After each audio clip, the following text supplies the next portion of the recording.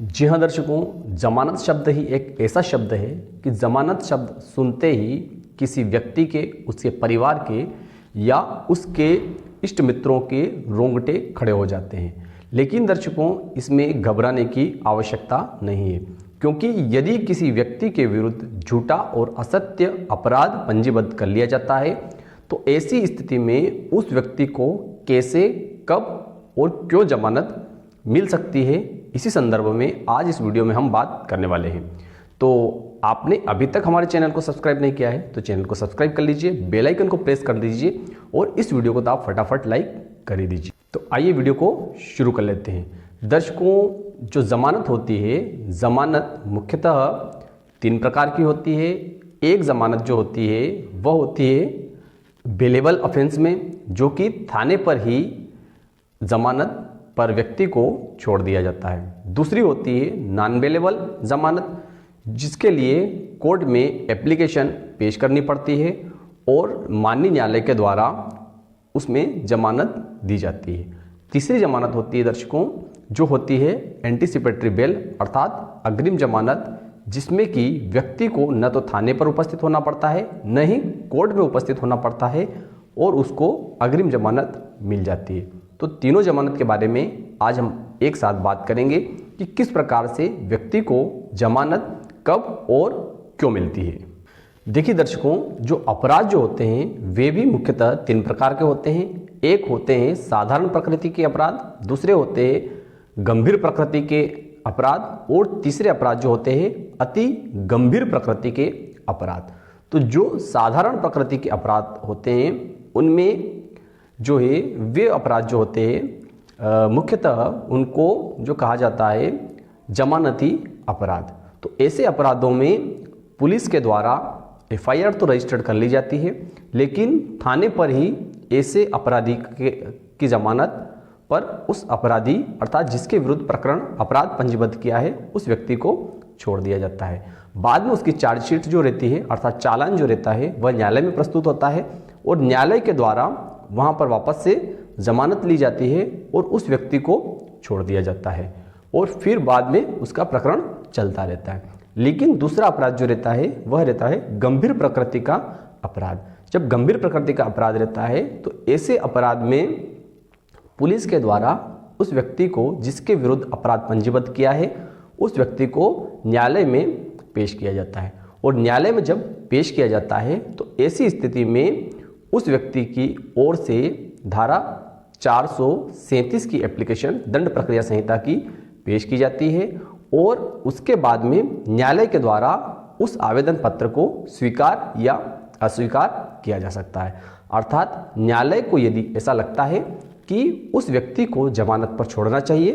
तो माननीय न्यायालय उसे जमानत पर छोड़ सकती है और यदि न्यायालय को लगता है कि इस व्यक्ति को जमानत पर नहीं छोड़ना चाहिए तो उस व्यक्ति को जमानत पर नहीं छोड़ा जाता है। आगे इस वीडियो में हम बात करेंगे कि किन आधारों पर जमानत मिल सकती है और किन आधारों पर जमानत नहीं मिलती है और जमानत क्यों मिलती है और कब मिलती है, इन पर भी हम आगे चर्चा करने वाले हैं। तो ये हुए 2 प्रकार के अपराध और तीसरा प्रकार का अपराध जो रहता है वह रहता है अति गंभीर प्रकृति का अपराध, अर्थात ऐसा अपराध जो कि किसी व्यक्ति के द्वारा बहुत ही गंभीर प्रकृति से किया गया है, जिसके कारण कि न्यायालय में आवेदन पत्र प्रस्तुत करने पर उसको जमानत नहीं मिलती है और ऐसी स्थिति में उसको सेशन न्यायालय तक या हाईकोर्ट तक प्रयास करने पड़ते हैं और उसके बाद में भी उस व्यक्ति को जमानत का लाभ नहीं मिल पाता है।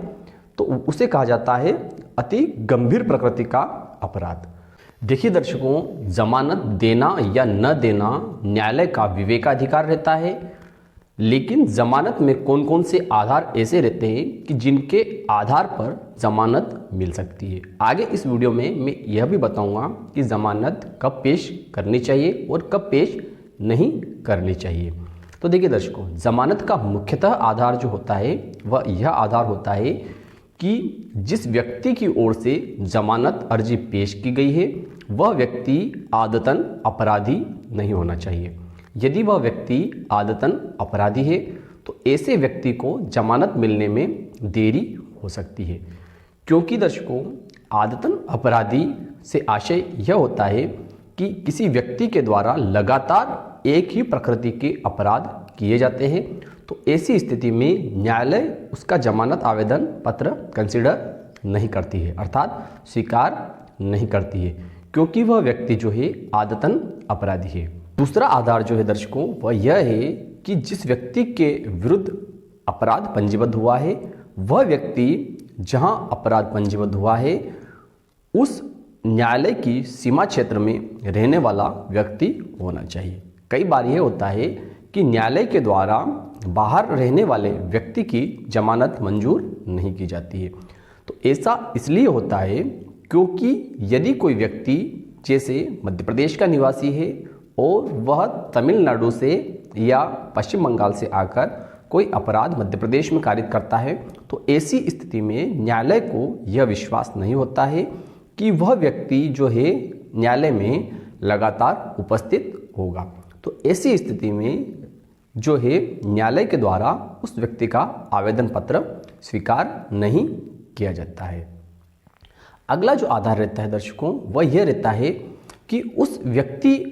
की जो है चल अचल संपत्ति होनी चाहिए। यदि चल अचल संपत्ति उसकी है तो इस संबंध में जमानत अर्जी के साथ में डॉक्यूमेंट पेश करना चाहिए कि यह व्यक्ति जो है यहाँ का निवासी है और उसकी चल अचल संपत्ति इतनी इतनी है और इस नाम से दर्ज है। तो ऐसी स्थिति में भी न्यायालय के द्वारा आवेदन पत्र स्वीकार किए जाने पर विचार किया जा सकता है। अगला आधार जो हो सकता है दर्शकों वह यह है कि जो आरोप उस व्यक्ति के विरुद्ध लगा है वह आजन्म कारावास या मृत्यु दंड से दंडित किए जाने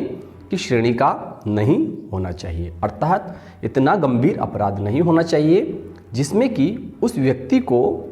जो है आजन्म कारावास हो सके या उसे मृत्यु दंड से दंडित किया जा सके।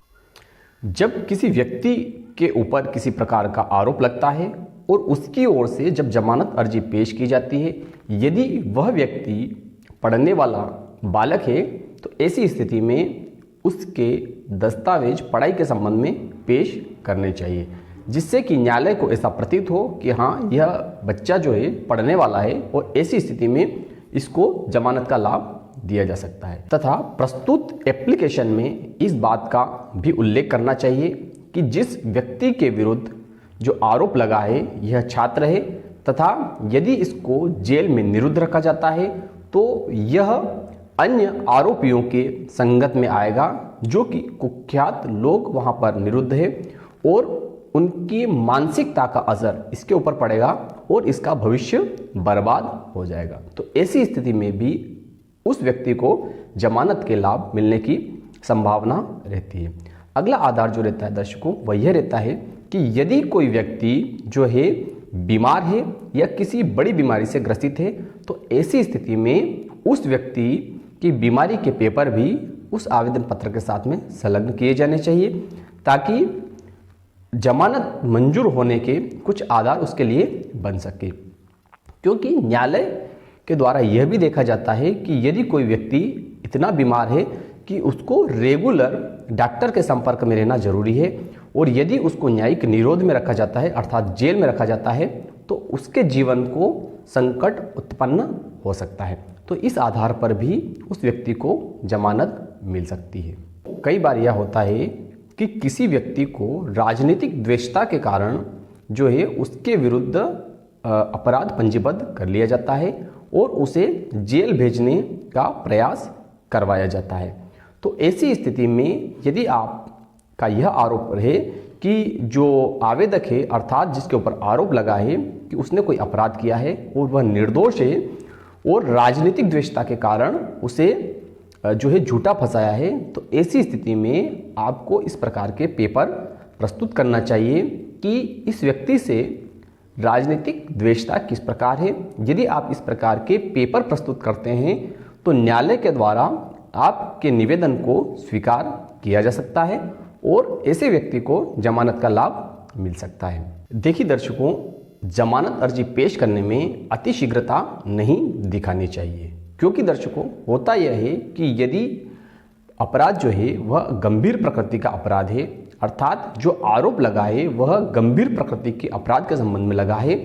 तो ऐसी स्थिति में न्यायालय के द्वारा जो है, अधीनस्थ न्यायालय के द्वारा जो है आवेदन पत्र खारिज कर दिया जाएगा। और जब उस आवेदन पत्र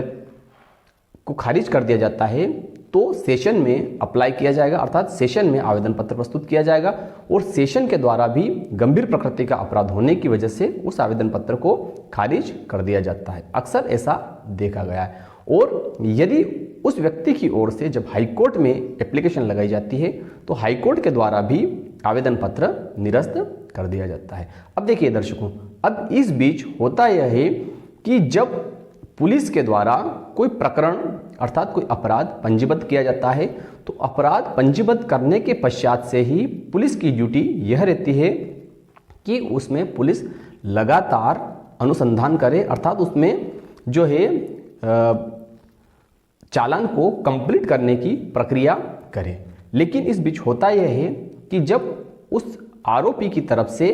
जो है आवेदन पत्र प्रस्तुत होता है तो ऐसी स्थिति में पुलिस को अपनी डायरी जो है जिसमें अनुसंधान किया जा रहा है वह डायरी जो है न्यायालय में प्रस्तुत करनी पड़ती है। जब लगातार न्यायालय में आवेदन पत्र प्रस्तुत होते हैं, जैसे लोअर कोर्ट में प्रस्तुत हुआ, फिर सेशन कोर्ट में प्रस्तुत हुआ और फिर उसके बाद में जो है हाई कोर्ट में आवेदन पत्र प्रस्तुत होता है जमानत के लिए, तो ऐसी स्थिति में पुलिस जो है वह अपना अनुसंधान जो है वह कंप्लीट नहीं कर पाती है और उसका अनुसंधान जो है विलंब होता रहता है। तो जब लंबित होता है अनुसंधान तो ऐसी स्थिति में क्या होता है कि जब मान लिया जाए कि हाईकोर्ट ने एप्लीकेशन रिजेक्ट कर दी है तो उसके बाद में फिर आपके पास में आधार यही बचता है कि आप जो है चालान प्रस्तुति के पश्चात ही उसमें आवेदन पत्र प्रस्तुत कर सकते हैं। क्योंकि जब आप हाईकोर्ट तक चले गए हैं तो ऐसी स्थिति में चालान प्रस्तुत होने के बाद में ही आप उसमें जो है आवेदन पत्र जमानत के लिए लगाते हैं, तभी आपको कुछ संभावना बन सकती है कि आपको जमानत मिल सके। तो इसलिए आपको थोड़ी प्रतीक्षा करनी चाहिए यदि कोई अपराध जो है वह गंभीर प्रकृति का है तो देखिए उसमें यह होगा कि जब आप कुछ प्रतीक्षा कर लेते हैं तो उस पर यह होता है कि पुलिस जो है वह उसका इन्वेस्टिगेशन जो है वह थोड़ा जल्दी कंप्लीट कर लेगी और उसको बार बार जो है अपनी केस डायरी है उसको लेकर न्यायालय में नहीं आना पड़ेगा। तो जब आप चालान की अगर प्रतीक्षा करते हैं या चालान में कुछ अधिक जांच अर्थात जो है इन्वेस्टिगेशन हो चुका है तो ऐसी स्थिति में आपको अर्थात जो आरोपी है उसको जमानत मिलने के अधिक चांस बढ़ जाते हैं। तो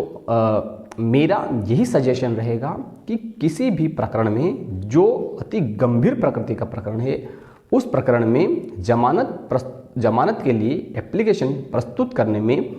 अति शीघ्रता नहीं दिखानी चाहिए और थोड़ा सा इंतज़ार करना चाहिए, अर्थात थोड़ी प्रतीक्षा करनी चाहिए और प्रतीक्षा करने के बाद में ही हमें जमानत के लिए अर्जी लगानी चाहिए। देखिए इसमें होता यह है कि पुलिस का जो इन्वेस्टिगेशन है वह भी